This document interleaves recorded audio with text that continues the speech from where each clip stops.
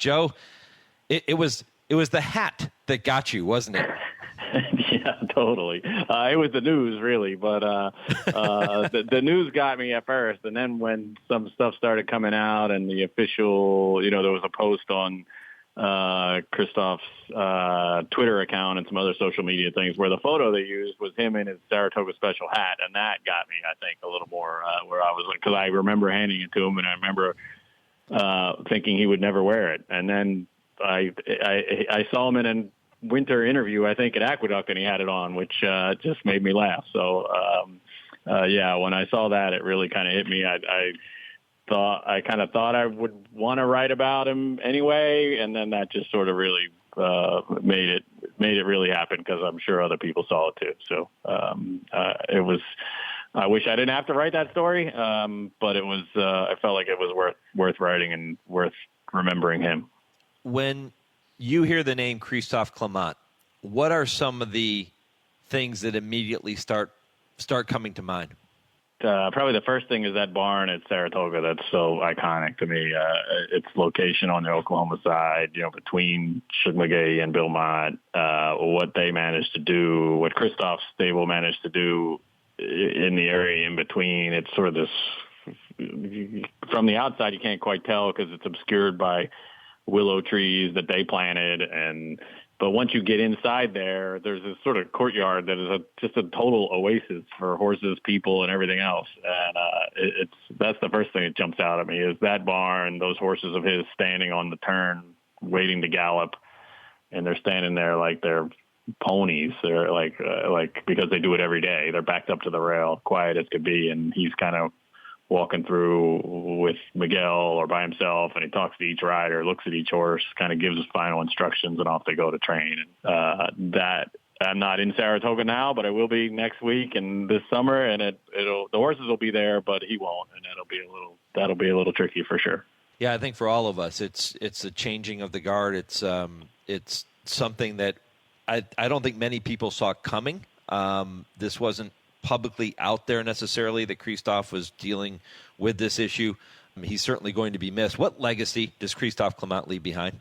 Of excellence. I mean, the horses he produced, and it was a long career, but he was really in the midst of it. I mean, there's no reason why he wouldn't have added to this already stellar career for another 10, 20 years, whatever. But it's the horses he trained, the excellence he produced from Tonalist winning a Belmont Stakes to just scores of turf horses, Gio Ponte, what he did in an era when he was a really good turf horse. He switched to synthetic and, gave Zenyatta a fight and, it went everywhere and was that good a horse. And I remember Christophe, he got talking to me once about last summer, he was talking about all the turf sprinting fillies he had, and he laughed and said, yeah, there used to be a time when people thought I could only train mile-and-a-half horses, and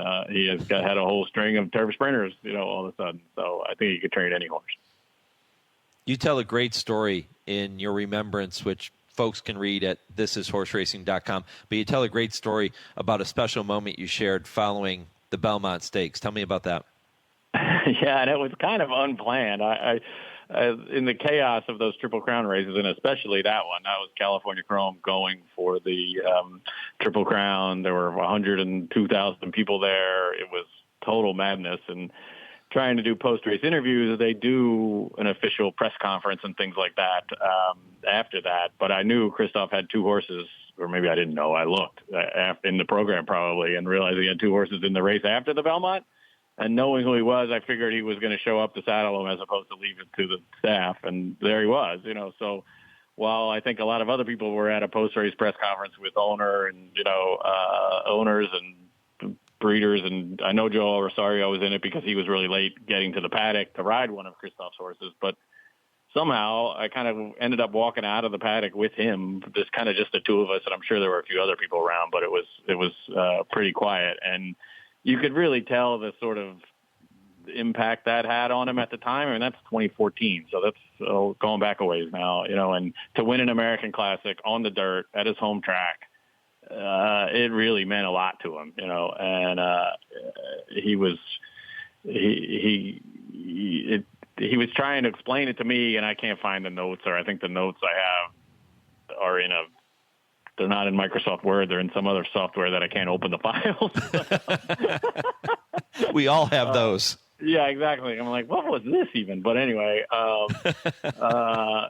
walking through the paddock, and he's basically trying to go watch his horses in the 12th race, I guess. And to kind of take that walk with him, we had to cross a big flow of people heading out. Most people didn't know who he was. The handful who did, you could, it was pretty special. And, he was trying to make his way through, and we were together, and he was saying to me and to them, he's calling out, very important man coming through, and pointing at me. And I'm like, that's great. The Belmont winner is putting me up in front of all these people trying to go catch a train, I think. It was pretty funny, pretty special. You don't get those very often, like a one-on-one type of thing with somebody in that situation. I think that speaks more to the person that Christophe was as opposed to the horse trainer. We all know he was a great horse trainer, but so many stories have come out over the past several days that talk about how much Christophe meant to certain individuals in our sport for whatever reason, and everybody has a very positive thing to say. He was a better person than he was a trainer. Yeah, and my dealings with him was typically just Saratoga and occasionally some other big events. I mean, I don't cover the New York, Florida beat like some people do. So, but I really remember him asking, our kids are close in age, when my kids were looking at colleges and his were, he was picking my brain on colleges they were going to, what they might major in, and I'm trying to talk to him about a horse, and he's asking me about about colleges we might have visited, and I remember him at some point asking about, he would call it this newspaper, and I'm not going to do it in a French accent, but if you imagine it in a French accent, right. This newspaper you do, and then he's like, do you make money at it? I said, well, yeah, we have to make money at it. We're like, we're not like, we love it, but it's not just a lark. And, he laughed, but to take an interest in it was kind of fun, and to hear him, I always, because of how successful he was, I kind of always put him up there as far older than I am. And I'm actually, I'm a year older than he was, but just because he was on the national stage almost from the beginning. And I'm, the early days of Saratoga, especially at Voodoo Song and, just some really good horse, or Voodoo Dancer, not Voodoo Song, sorry. Right. That's 2001, 2002, and that's, that she was as good as it got then, and to then still be at the top of the game 24 years later, but again, the kind of interest he took in different parts of it. Obviously, the horses were a chunk of it, but then the interest he took, and they get talking to him about his kids, and he was so proud of both of them. And I remember him telling me working with Miguel was one of the great joys of his life. I think he said that last summer when I was talking to him about it. So pretty special guy, really.